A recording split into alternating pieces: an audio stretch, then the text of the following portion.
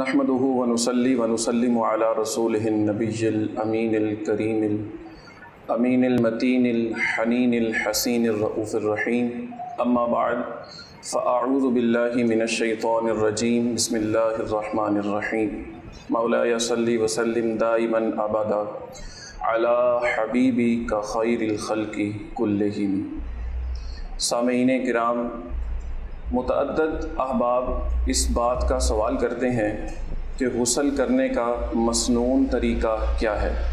आज आपको गुस्ल करने का मसनून तरीक़े के बारे में कुछ आगाही दी जाती है कि शरीयत इस्लामिया में नबी करीम सल्लल्लाहु तआला अलैहि वसल्लम के बताए हुए तरीक़ा कार के मुताबिक गुस्ल करने का सुन्नत तरीक़ा क्या है।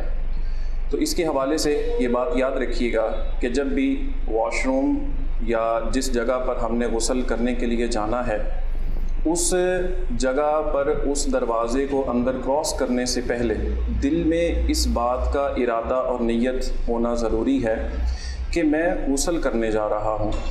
ये बात भी याद रखिएगा कि गुस्ल नीयत जो है वो दिल के इरादे को कहते हैं। ज़बान से अल्फाज की अदायगी को कर लेना तो बेहतर है, लेकिन जब इंसान पर गुस्ल फ़र्ज़ होता है तो फिर वो दिल से उसके अल्फाज को दोहराएगा जिस जगह पर गुस्ल किया जाएगा, तो वो दुरुस्त नहीं है, क्योंकि वहाँ पर एक तो वो जगह गैर मुनासिब है और फिर बेलिबास होगा तो ये भी ख़राबी लाजिम आएगी। तो इसलिए गुस्ल खाने के बाहर या वॉशरूम के बाहर सबसे पहले दिल में इस बात का इरादा हो कि मैं गुस्ल करने की नीयत रखता हूँ। फिर इसके बाद जो है वो बंदा अंदर दाखिल हो, जो है वो कपड़े जो उतारे और फिर उसके बाद सबसे पहले अपने जिस्म पर लगी हुई नजासत को दूर करे। जब अपने जिस्म पर लगी हुई नजासत को दूर कर ले तो इसके बाद जिस तरह नमाज का सा वज़ू किया जाता है इसी तरह वज़ू करे। उसके बाद जो है वो 3 मरतबा सीधे कंधे की तरफ और फिर 3 मरतबा उल्टे कंधे की तरफ पानी डालेगा। एक बात यहाँ पर ये याद रखी जाए कि जब नमाज का सा वज़ू करेगा तो गुस्ल के जो 3 फ़राइज़ हैं उसमें से 2 फ़राइज़ की अदायगी उसी में वो अदा कर लेगा। और वो 2 फ़राइज़ क्या हैं? उसमें पहला जो फ़र्ज़ है वो है गरगरा करना, मतलब कुल्ली करना इस अंदाज से कि वो मुंह के हर गोशे हर हिस्से में अच्छे से पानी जो है वो घुल जाए। अगर रोज़ा है तो फिर गरगरा नहीं किया जाएगा, और अगर रोज़ा नहीं है तो फिर गरगरा किया जाएगा। इसी तरह जो गुस्ल में दूसरा फ़र्ज़ है वो है नाक में नरम हड्डी तक पानी का पहुंचाना।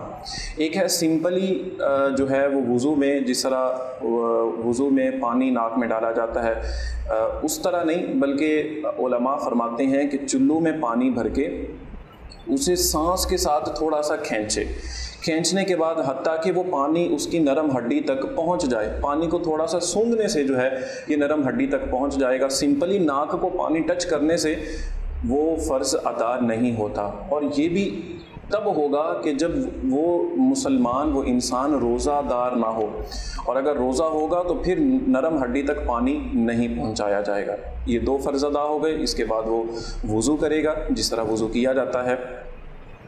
फिर इसके बाद सुन्नत तरीका ये है कि सबसे पहले दाहिनी तरफ सीधी तरफ 3 मरतबा पानी डालें अच्छी तरह, फिर उल्टी तरफ 3 मरतबा पानी डालें, फिर जो है वो सारे जिस्म पर सर पर 3 मरतबा पानी डालें।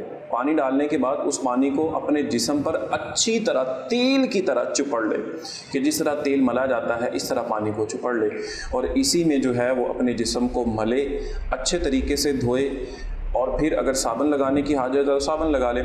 इस बात को याद रखा जाए कि गुस्ल के जो 3 फ़राइज़ हैं उसमें जो पहला फ़र्ज़ है नाक में मुंह में पानी डालना, कुल्ली करना, गरगरा करना अच्छे तरीके से। जो दूसरा फ़र्ज़ है वो है नाक में पानी डालना नरम हड्डी तक, और जो तीसरा फ़र्ज़ है वो सर से लेके पाँव तक जिस्म के हर गोशे में जिस्म के हर हिस्से में पानी का पहुंच जाना ज़रूरी है। उस पानी की मिकदार कितनी होनी चाहिए? हर उज़व पर हर बाल पर कम से कम 2 कतरे पानी के बह जाने ये ज़रूरी है। تو یہ تبھی ہوگا کہ جب اسے اچھے طریقے سے ہر جسم کا ہر حصہ، ہر گوشہ، ہر بال کو اچھے طریقے سے مل کے نہایا جائے اور دھویا جائے۔ سمپلی طریقے سے جسم پر پانی ڈال لینا، شاور کے نیچے کھڑے ہو جانے سے غسل نہیں ہوتا، وہ صرف سمپلی طور پر صرف نہایا جاتا ہے۔